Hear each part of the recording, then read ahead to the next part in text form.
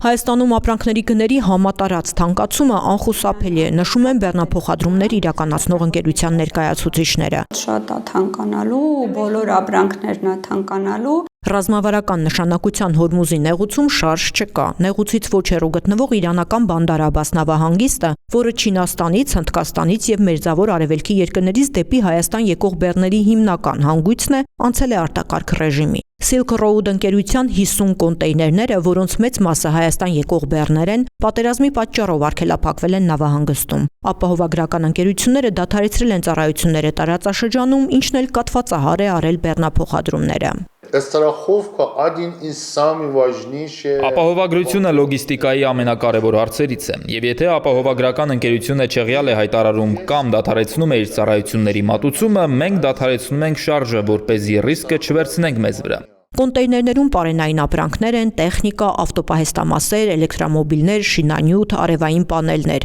Ընկերությունը դրանք ժամանակավորապես կայանել է նավահանգստի մոտ։ 21-օրյա անվճար ժամկետից հետո յուրաքանչյուր կոնտեյների համար պետք է ընկերությունը օրական վճարի սկսած $30։ Պատվիրատու գործընկերներին արդեն զգուշացրել են, ծախսերն ավելանում են օր-օրի։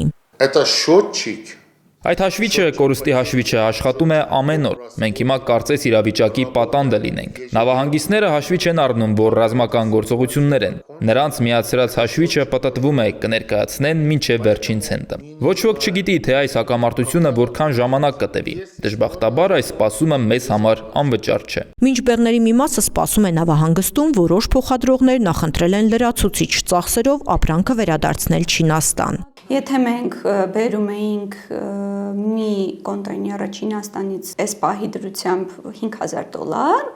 հիմա պատկերացրեք, որ ավելացել է դրա վրա $4000։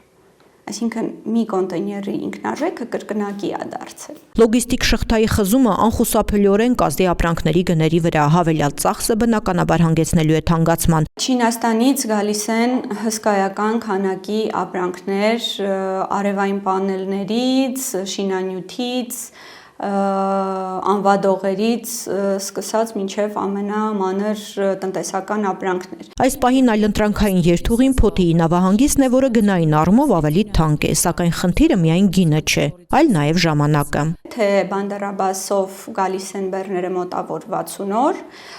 Փոթիով գալիս են 80-ից 90 օր։ Ընդ որում, Փոթիում եւս հնարավոր է գների բարձրացում, պահանջարկից ելնելով փորձագետները կանխատեսում են ծառայությունների թանկացում մինչև 3 անգամ։ Լրացուցիչ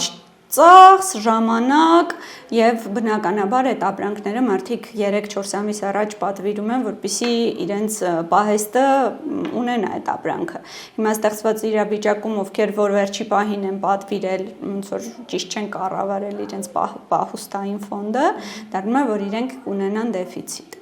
Հայ-իրանական սահմանին կա որոշակի կուտակում, բեռնափոխադրողները շտապում են վտանգավոր տարածքից օր առաջ դուրս բերել արդեն ձևակերպված ապրանքները։ Ոչ միայն բիզնես շահն է պահանջում, այլ անվտանգությունը։ Բոլոր փոխադրողները աշխատում են իրենց կոնտեյներները դուրս հանել երկրից, բայց դե պետքա նաև հասկանալ, որ պետքա լինեն մեքենաներ այդ քանակի, վարորդներ այդ քանակի, որպեսզի կարողանան կուտակված